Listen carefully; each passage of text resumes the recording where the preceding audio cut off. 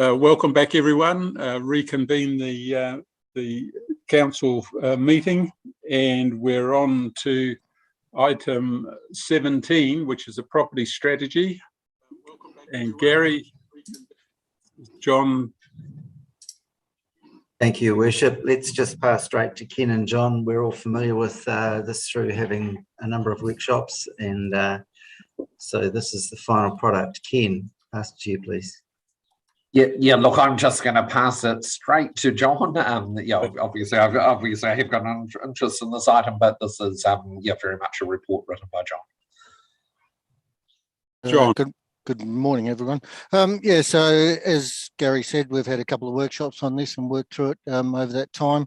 I've only made one minor amendment to it since the recent workshop, and that relates to the significance engagement policy. I've just put in there, prior to the disposal of any property assets, council will comply with the purpose and scope of the significance and engagement policy 2021. In relation to issues set out in that policy document. So that addresses a number of issues that were raised. So if there's nothing else, the evaluation forms are separate to this document. They contain some commercially sensitive information, and all sales need to come back through council anyway. So they'll be addressed at that time. Thanks, John. Were there any questions? As has been mentioned by Gary and John, we have workshopped this issue. Claire. Yeah, look, I'm really happy with the strategy, John. I think it's just so important. The comments I have are around those sort of complex deals that we're getting involved with, like kainga ora, we're getting those expressions of interest for those agencies that are involved in affordable housing in particular. And I'd really like to see some kind of quite an analysis or framework where we set out what we're contributing to the proposal, not just in the land, but whether, like, if we're doing pensioner units too, or if we're doing a special calculation for HEUs, which benefits all the parties involved. But I think we should be able to demonstrate how much value in a broader sense or holistic approach that council's delivering through participating, so that we're in a stronger negotiating position when these community housing providers are trying to get the best deal, obviously, for them, but it looks like they're trying to cut back on what council might normally get back, like through, for example, the development contributions. And I think we've got to be set it out sort of really transparently, so that everyone can see, how much we're prepared to help with affordable housing, which I'm all for, but we've got to be shown to be balanced and understanding that it is at a sacrifice for other parts of our business, or that we've taken that into account, and overall we think it's a sound approach. Yeah, I agree with that, Claire. We need to make sure that we put up a proposal that puts up all the options and what is the trade-off.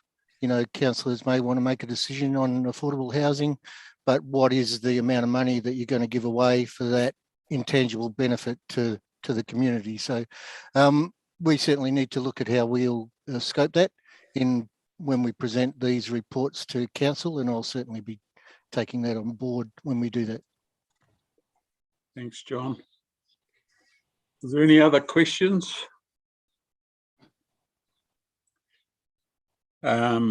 We have, if there's no further questions or discussion, we have a recommendation on page 231, A through to C.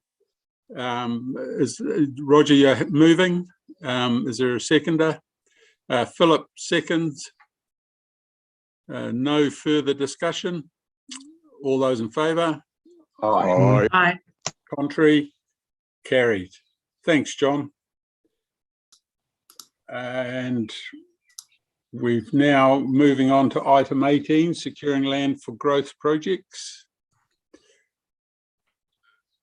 Again, Gary, is you handling this one, John, Thank you, Bishop. Richard Bax is here to talk about this, and fundamentally it's about designating and acquiring the land. So over to you, please, Richard. Thank you, Bishop. Morning, councillors. So this is a report, just a very brief one, on just setting out council's options around securing land for growth projects and particularly in our new growth areas. As noted in the report, recently we've had a few issues, particularly around valuing land and compensation. So what we're proposing is that we, where appropriate, use the option we have of designating land at an early stage, so it's clear to everybody, the landowners that might be affected, what we want and how much land we need to actually construct those public works. The issue I've just raised in the report is that designating does potentially trigger an option where the landowner could say their land is sufficiently affected by the designation that they can't do anything with it, and they could trigger a requirement for council to actually purchase the land. But I think that risk weighed against the issues we've been having is it's a much better option for us to actually designate and then start that public works process. I've just put in towards the end of the report just the very brief process that we follow for RMA designations and also what happens under the public works process. So we've got John here as well to answer any of the trickier questions that you might have, but happy to take any questions. Thank you. Questions, Phil? Yep, thank you, Worship, and thanks, Richard and John. I'm not sure if this is appropriate or the right time to talk about, but telecommunication, designating areas for telecommunication in the future with growth and things like that. And again, another telephone communication company is looking at putting a tower up in a residential area, going through that process. It's already a little way down the track, but in new cell blocks, for both towns, all right throughout the whole region, when's the appropriate time, or when do you designate areas for future telecommunication areas to go up in sort of more commercial areas that will benefit the residential areas that surround them and things like that? So when's the right time to do that? What's the process there? Through you, Worship, as I understand it, the telecommunication companies have options that they can use to construct their infrastructure. And normally a designation, they would do a designation if they wanted it for their infrastructure, so they would undertake that. Certainly pick up the point that this should be something that's done early in the process, and this is part of what we're proposing today, is that this designation and recognition of infrastructure in a development growth cell should be done as early as possible. So I think the point is great, but it's not something that council triggers as such in terms of designating an area. Yeah, the other issue is that the NES provides them with certain rights, and they don't necessarily have to come to council to seek their approvals. There's certain provisions in the NES that if they comply with, they can basically put a cell tower in any location they like. So we've got limited ability to influence that. So, John, does that through you, Mr. Chairman, does that mean they were able then to stick that ruddy grey tower up in Kihi right in the middle of our historic way, you know? And so I find that offensive that they're allowed to do what they like. And I think there's some limits on height in relation to the surrounding pole. So I think they're allowed, as of right, 3 metres above the normal height of a say a power pole in the locality. If they want to put a massive tower up, no, that's a different proposition as I understand it. But the NES provides them with certain provisions that they have, and that's a central government issue rather than a local government authority Oh, I just thought I'd let you know that every time I drive up the main street, that is the thing that ruins the feeling of the history of Kiki. Yeah, I mean, So, just Phil? thanks, Jim. Just carrying on. I mean, you know, and I'm sure it's the same in Te Awamutu and Kiki as well. But you know, where McDonald's is, Windsor Motors opposite Countdown there's a big tower there, and you've got Lakewood. But now you've got C1. There's going to be a supermarket there with residential surrounding it. So whether should we be going to the telecommunication, or should we just be earmarking that area now? And C2 is another one with the school and residential and retirement village, Ryman's there as well. So should we be proactive with this? Perhaps if I can comment, Your Worship, just to help out on this point. So Councillor Coles raises a valid point, and what we're endeavouring to do is having a new initiative with our public utility operators. We've already started with Waipa Networks, just talking about the growth around the district, our growth cells, what is coming. So it's very clear to those public utilities of what provision of infrastructure they need to provide to support and enable their requirements to support that growth. So telecommunications facilities is an essential service, and so we need to be working with those network utility operators. We have done in the past with Spark, and we have relocated some sites previously to more appropriate areas. But John is quite correct in terms of the national environmental standards. It is quite permissive. It does allow for these cell phone towers to go up within permittable height limits, but close to residential properties as a permitted activity, and there's not a lot we can do about it other than trying to direct them into appropriate locations. But the point that Councillor Coles raises is about getting in early as these new growth cells are being structure planned, and finding sites for not only telecommunications facilities, but also other network utility operators who need to provide infrastructure to support those growth cells. So as I say, we are kicking off quarterly meetings with our network utility operators in the course of next year to make sure everybody's clear about what these new growth cells are, where they are, and what they need to do to provide for the infrastructure to support it. So may I ask a question then while you're right there? So therefore, would people who were going to buy sections and build there be aware of where that pole was going to go before they signed the deal? Is that how early you're thinking of putting, making sure that kind of structure is into the development area? So perhaps I'll just respond to that, Your Worship. Ideally, if we can identify those sites early before the housing occurs, so people are aware of where these facilities are going and are in less sensitive locations, i.e. not close to residential properties, which the NES now provides for. I think that's the appropriate measure. Otherwise, we get into this tangle that we constantly seem to get with retrospectively putting these telecommunication facilities amongst the residential environment. Mm-hmm. Okay, thank you. Yeah, I mean, Thanks, Wayne. Yeah, I mean, C1 is a perfect example to be able to do that next door to a commercial area where the supermarket is, and then you're surrounded by residential, the health hub, retirement homes, and Cambridge North and everything like that. But yeah, I think we should be looking at those commercial sites within our subdivisions right across the whole district. So yeah. Thanks, Lou. Andrew, and then Lou. I think, Lou, you were indicated a while ago. That's correct, Mayor. Yeah, so Andrew and then Lou. No, nothing from me, Jim. Oh, I just saw you waving. Were you waving to someone else? Lou. Thank you, through you, Mayor. I'm very quite appreciative of this, and I think that Richard's done a great job here.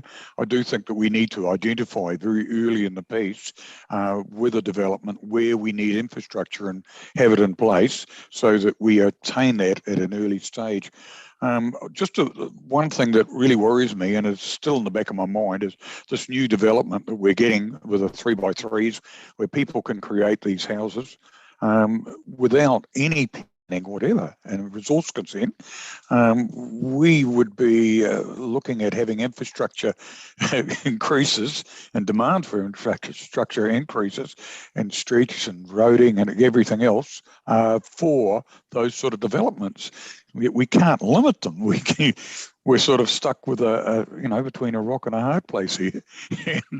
And how do we actually obtain anything for that? But that was just an aside from my point of view, that I do agree with Richard what he's doing, and his option number 2 is certainly a good option. And I would support the motion. Yeah, thanks, Lou. Richard, did you want to make any comments on Councillor Brown's? Thank you, Worship. I just wanted to make the comment that we do appreciate the point, and it was certainly some part of our submission on the proposed changes to the housing requirements. We do have the DC option, and that's one of the things that we need to spend some more effort on, and better understanding what the impact of intensification will be on existing areas of our towns. So making sure the infrastructure is up to speed, and we've identified what the growth components were within those projects, and make sure we recover those through development contributions. But it's very hard if it's going to be more widespread and not focused in particular areas. That's our challenge. Yeah. Just thanks, Richard. And we just, with the changes, we're just never going to know where those developments may occur. So it is going to be a challenge for sure. Just the one question, by designating this won't slow the process down. You think if we do it early enough, in fact, it'll speed things up? I believe in the total timetable we have, it'll speed things up, yes, because it'll be at an earlier stage, so we can have those discussions without being necessarily under a lot of pressure to see with resource consents about to be lodged or lodged. So we can get things, everybody can understand what we need and when we need it, and what we need at an early stage. Yeah. Okay. Gary. Your Worship, I also wonder if Richard could comment on the issue we face around value uplift. It seems as we go further through the master planning or structure planning process, the value of land increases almost at an incremental or an exponential rate, and whether this might have a financial advantage for the development community, because essentially the financial contributions would reduce as a result of this initiative. Thank you. Certainly through you, Worship. Excuse me, I did comment on there that I felt there was potential for, in the report, there was potential for managing those DC costs that reflect increase in land. And as Gary said, the land is going up at an incredible rate, and that the whole process of these growth sales and their life cycle actually increases the value to landowners. So certainly mindful of that. And the earlier we get in, the better. Thanks, Richard. So are there any other comments? Okay. All right. Thanks for that, Richard. We've got a recommendation on page 250. I'll move that, Jim. Moved Philip and seconded Lou. You said you were in favour? Yep. Seconded Lou Brown. All those in favour? Aye. Contrary? Carried. Item 19, Bridges and Structures Professional Services Contract. Thank you, Worship. So we should have Paul Strange here to talk to this matter. It's really an increase in the contract sum. Failing Paul, I see Dawn's here. Yep. And Paul was here a while ago. Yep. Dawn, is Paul going to handle this one? I was thinking Paul would be, but no, more than happy in terms of this. So kia ora koutou, everyone. He's sitting right next to you, Dawn, if you want him to. Oh, is he? If he's there, absolutely. Paul's our key person at managing this relationship and this contract. So yeah, I'll hand over to Paul. Okay. Paul. Thank you, Mr. Chairman. You thought you were going to get out of it, eh? No, always a pleasure. Formally, this contract was awarded based on the combined sums for Waipa and Hamilton City and Waikato District. I think we can take the report as read. This recommendation acknowledges the Waipa portion of our contracted services to date and also for the current year. So for the current year, we have a round of structural inspections, which will be our third full round of 2 yearly inspections of every structure. And we do 1/6 of our structures a detailed inspection. So that gives them a 6-year cycle on those. We have got contract documentation for Victoria Bridge painting. Mangapico Bridge will be completed. Chanel Place and 2 bridges in Memorial Park. And that's all. Okay. Thanks for that, Paul. So was there any questions to Paul or Dawn on this report? Roger? Yeah, just thank you through you, Your Worship. Thanks, Paul. Just a confirmation that you say that the repair investigation for Victoria Bridge, but that's for the contract. I think the repairs pretty much have been identified, have they? So yes, this contract with Becca, they will be writing a contract document for us and specifying technical methods of repair and the painting specification.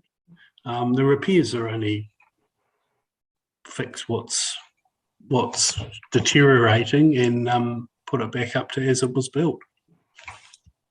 The report that we had previously on the, I think the bridge span, was that they actually said that the repairs are considerably, I can't remember the exact wording, but considerably complicated and going to be reasonably extensive on the span. Yeah. Which is the replacement of bolts, and they're going to have to reduce the traffic during this time as well, traffic and pedestrian numbers. So yeah, it's quite considerable. Yeah, the biggest cost with the work is the scaffolding, and the scaffolding adds weight to the bridge. So we're looking at reducing the bridge for a period to 1 lane. There will be no impact on pedestrians and cyclists. Thanks, Paul. So just going on there, sorry, have you any indication of how long and over what time that would be?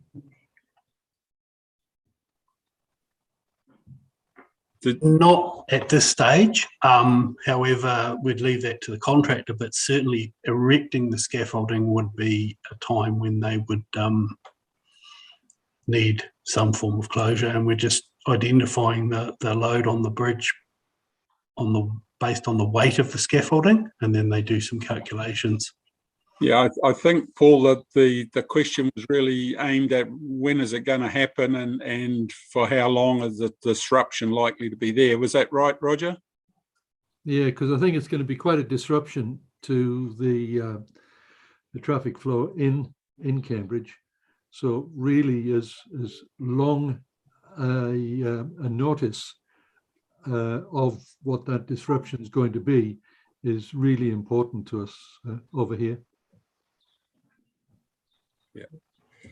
So when we get that information, Paul, it's obviously really important to get that out to the community as soon as we know. Yes, absolutely. Yeah, we hope to have a tender out around about completed by June, and the repairs happening before Christmas, and then the painting after Christmas. So giving us the best weather to do the work that is weather dependent. Thanks, Paul. Lou, you had a hand up? Your Honour, just quietly to Paul. Paul, you mentioned the bridges in Memorial Park quickly. Is that just an inspection of the bridges, or was that a replacement of 2 bridges? What was the actual statement? That's the replacement of 2 bridges. Thank you for that. Okay.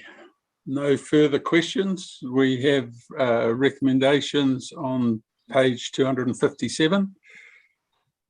A and B. Can I have a mover? Andrew's moved, Andrew Brown, and a seconder.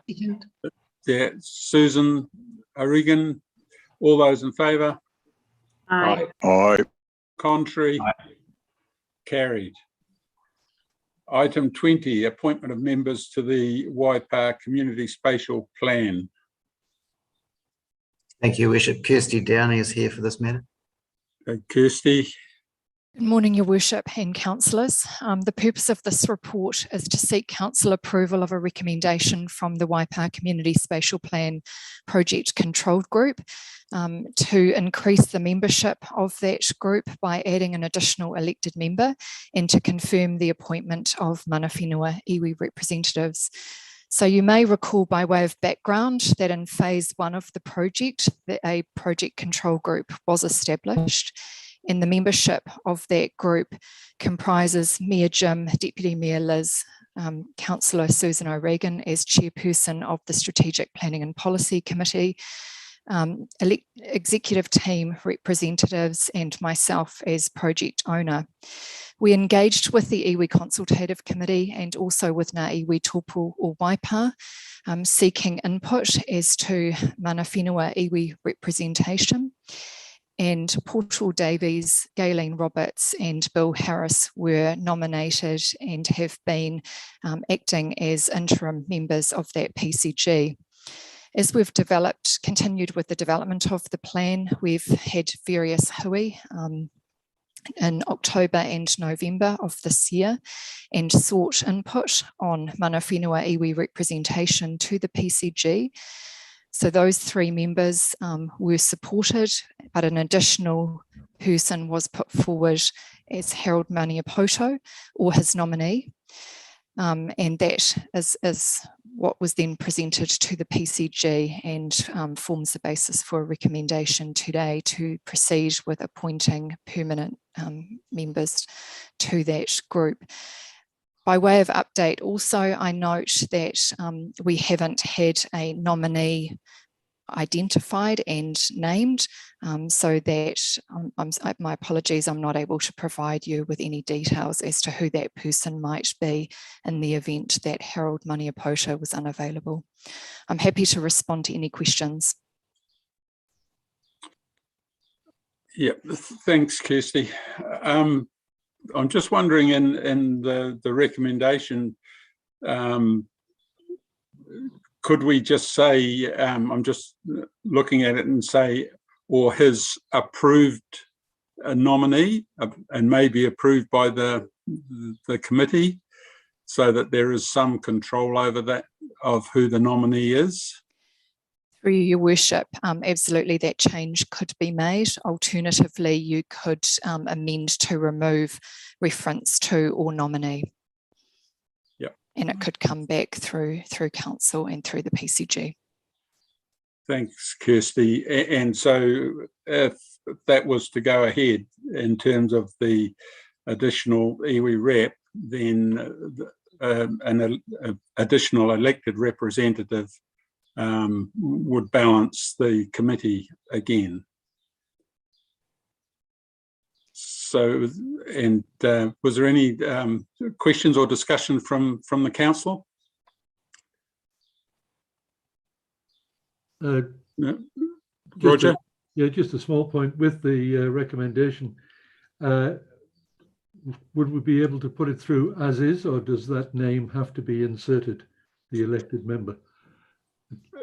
Well, it would probably it'd be cleaner if we could put a name in there now, Roger, in terms of just tidying up the issue, but it's not 100%. Susan, you had a comment. Yeah, look, if we're going to go about naming or selecting the additional elected member, I'd like to nominate Claire St. Pierre, if she's willing to accept that nomination for that additional place. I just think that Claire brings a real balance to the not only the district coverage of that committee, if you like, but also it really is right up in terms of her expertise and skill set. So subject to Claire being comfortable to accept that nomination, I'd like to suggest that she be considered. I'll second that. Yeah, Claire, are you comfortable with that? Well, yeah, thanks very much. For thinking I'd be suitable. I was interested to know on the time commitment, because I'd love to be involved more in the more detail of it, but I understand that they're monthly meetings or something. Through you, Your Worship, Councillor St. Pierre, the PCG currently meets once a month at the end of the month following the council meeting, and that is currently scheduled for 1 hour. In addition, there have been various hui, and moving forward there will be engagement sessions with stakeholders, and PCG members have and may wish to attend and participate in those sessions. Thank you. Okay, well, thanks very much. I'd be very happy to accept the nomination. In fact, I do find it a pretty exciting piece of work, and I'd love to be more closely involved with it. Thanks, Claire. It was seconded by Roger, but was there anyone else that was? Your Worship, I've just got a question, but you can carry on that. For sure. Just for on page 267 under the terms of reference, just for clarification under behaviours, number one, we expect best endeavours to attend all meetings. There will be no alternates. Just want clarification on that, please. So through you, Your Worship, this terms of reference was prepared at the beginning of stage 1 of this project, and at that point in time we had not engaged with mana whenua iwi. We hadn't had feedback from them as to representation. So that is correct. That is the position and what is provided for in the terms of reference. The feedback from the Zui with respect to mana whenua iwi representation was that Harold Maniapoto was an appropriate person to put forward, but that he has had some health issues, and so he specifically requested to be able to seek approval to appoint a nominee. But as presented, there are no alternate members. I can understand health issues, that's not a problem. I just wonder if for continuity, if there's going to need to be a nominee, then that nominee is the representative that's there for the whole period, not swapping in and out, because that continuity is important in working through this project. So I think we just need to make it clear that it's if Harold, through health reasons, can't attend, then the nominee should become the member, so that it's we've got a permanent representative. I think that would be fair. I agree. Kirsty, did you have a comment on that? Through you, Your Worship, I think that's consistent with the intention feedback from the ZUI. And hence why ideally we would be asking you to appoint a named person, and I guess why we're signalling either a qualification with an approved nominee or leaving it or removing it and coming back through the PCG to council for endorsement of a named individual, so that that can be clearly outlined. Yeah. Mhm, mhm. Okay. Yeah. Okay. So in terms of process, then your preference would be for the second option in terms of leaving or nominee out of the recommendation. Through you, Your Worship, either or. Look, the first one works. Irrespective, we will be coming back through an approval process. Okay, thanks for that. Hazel, you were wishing to make a comment? Did I hear Bill Harris's name mentioned at the beginning there? Through you, Your Worship, yes. Yeah, yes, I did. Councillor Barnes. So Bill Harris, Portal Davies and Gayleen Roberts were appointed as interim members until such time as we had engaged with Mana Whenua and iwi directly. So whilst their appointments had been endorsed by Ngā Iwi Tōpō Waipa and the Iwi Consultative Committee, we were very much aware that we needed to have that a wider conversation.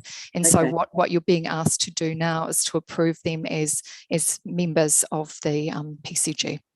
Oh, thanks for that. Okay, so if there's no further discussion, then if recommendation B can stand as it is, then all that we need to do is to include Claire's name in. If there's no other nominations for that member, and at the moment I've got only Claire, and it was moved Councillor O'Regan and seconded Councillor Gordon, but it would be just inserting the name in the recommendation A. And through you, Your Worship, just amending recommendation B to include approved. Okay, so was there any other nominations that people wish to put forward? Elected unopposed, Claire. I'm happy to move, Your Worship. Well, we've already got a mover and seconder for the nomination. So you're moving the recommendation, Bruce, and a seconder for the recommendation, Andrew, with the inclusion of Claire's name in B. I'll put the motion. All those in favour? Aye. Aye. Contrary?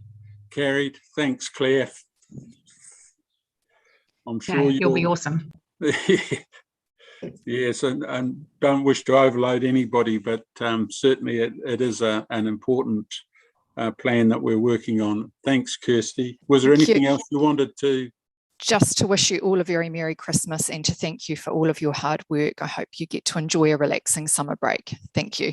Thanks, Kirsty. Kirsty. Twice, Kirsty. Same to you. Same for you, Kirsty. You and your team, you've been amazing workers this year, and so I just hope you all relax and enjoy your Christmas. Thank you very much. Take care. Okay, thanks, Kirsty.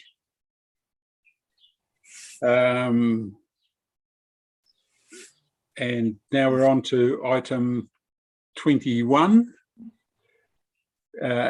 amended submission to the economic regulation. Gary, thank you, protection. Worship. Thank you, Worship. So this is one for Dawn. Actually, Dawn was here a second ago, but she's just disappeared. Oh, there she is. Yeah, no, thank you. Yeah, sitting right next to you, Gary. Thanks, Your Worship. So this submission was originally presented to the Service Delivery Committee last week, and an issue was raised around the draft response that was in there to the question 10D. This was reviewed and was circulated for comment with a revised proposal in front of you today for consideration and approval. So the closing date for the submission is next Tuesday, but if the submission is approved today, we'll make sure that gets to the Ministry of Business, Innovation and Employment this week. And further to the discussion at Service Delivery Committee, there was a request that our website be updated once the submission is made, to just absolutely be clear and confirm Council's position with respect to the water reform, the wider process, and be very clear that this submission in no way supports the reforms as they currently stand. So the work to review that website and get that clear is underway and will be in place when the submission is sent off. So, but yeah, happy to respond to any questions with respect to this one. Any questions for Dawn? No. All right. Just pleased with the outcome, Your Worship. Yeah, thanks, Graham. Yeah, thanks for the work there, Dawn. Yeah, it's an issue that's still alive, and I was going to say alive and well, but maybe not the right reference, but there's still a lot of discussion to happen. But we have a recommendation on page 269, and if there's no questions, I'll ask for a mover and seconder. Move Councillor Webber and seconded Councillor Gordon. All those in favour? Aye. Aye. Contrary? Carried. Thanks, Dawn. Excellent. And like to reiterate the message of a very happy festive season to everyone. So thanks again. Thank you, Dawn. Same to you, Dawn. Same to you, Dawn. Yeah, thanks so much, Dawn, for your hard work. I really enjoy working with you. Catch you later tomorrow, something time. Yeah. Thank you very much. So we're now a resolution to exclude the public. Can we have a mover and seconder? Move Councillor Coles, seconded Councillor Lou Brown. All those in favour? Aye. Aye. Contrary?